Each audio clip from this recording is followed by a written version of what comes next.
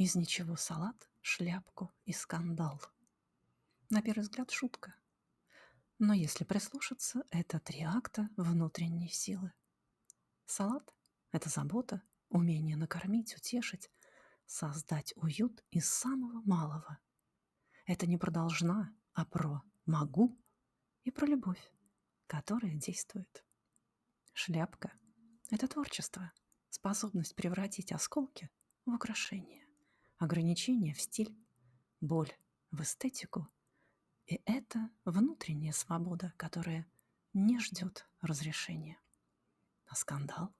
Скандал– это честность, не агрессия, не драма, а смелость сказать: этого я больше терпеть не буду. Это голос, который наконец перестал шептать: ну ладно, и начал говорить: хватит. Так что за этой фразой не каприз.